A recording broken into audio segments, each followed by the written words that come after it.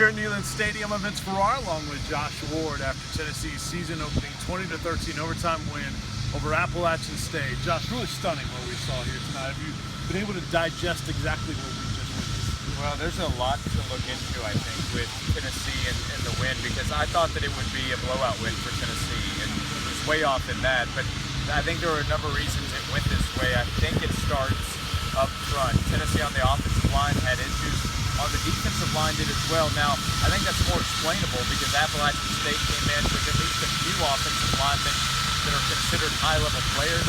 Tennessee's offensive line has a lot to figure out. Yeah, you didn't really see the rotation very much. We expected to see, especially on defense, the Tennessee defensive linemen have 7 guys that were talked about in preseason camp with Bob Shoop. We really only saw about 4 of them. We saw 3 defensive tackles. We didn't see a whole lot of substitution on defense. What do you think of Bob Shoop's defense without Jalen Reeves-Maven after the ejection? They had issues, missed tackle issues, alignment probably issues as well. And Appalachian State, which does have a veteran quarterback, veterans on the offense to take advantage of it. So that part can't be surprising. The issues that Tennessee had, that Appalachian State was able to exploit them, they need to get cleaned up because Virginia Tech in a week has a good coach in Justin Fuente who will see that on film and come up with ways to attack. Now, having Jalen Reeves-Maven back will help, but there are still issues. I'm curious about the secondary as well. Saw a lot of Justin Martin at corner. So Emmanuel Mosley, Justin Martin, the nickelback competition, that will continue. Yeah, and Micah Abernathy deserves a lot of credit for the way he played, and then that 4th down play on the pass deflection, pass breakup to win the game in overtime. He was huge. Cortez McDowell, I thought, did a really good job in place of Jalen Reeves-Maven. Yeah, and they'll probably need him more this season. And then on the offensive side, here's one other question that I have moving forward, which I've had all offseason. How much confidence does the staff have in Josh Dobbs? He completed some passes later to Josh Malone when they had to. For 4 quarters in their own territory, do they trust Josh Dobbs to go make plays? Because they will need him to this season. Yeah, didn't get in the end zone until the 4th quarter. We saw Preston Williams early in the first half. He converted some first downs, and then the big 67-yard touchdown pass to Josh Malone. The offense had done very little before that. Now, we just came out of the post-game press conference. Butch Jones said, "I will never apologize for a win," and said, "We know around here that wins are tough to come by." What do you think of that?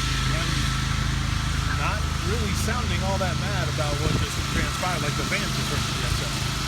Ultimately, I think if Tennessee wins the games they have in the future, that will be what matters. Do they win? Do they lose?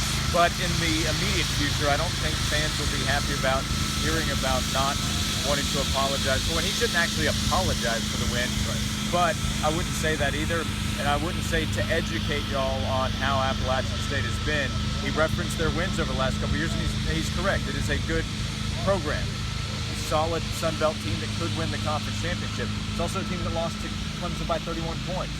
And against Power 5 teams the last several years has performed very poorly. That wasn't the case against Tennessee. So obviously, and Butch Jones did say this, Tennessee has a lot to clean up. That's very obvious. They do get a couple extra days. That is one thing that helps with the Thursday night game. The exposure they got on Thursday night didn't really work out the way that Tennessee planned, but Tennessee does have a couple extra days to get ready for Virginia Tech. It's the risk you take by moving that game. So Josh Ward on Sports 180 from noon until 3 on Sports Radio WNML here in World West. We'll have a ton of reaction tomorrow. The morning show with Doc, Jeff, and Heather from 6 to 10 a.m.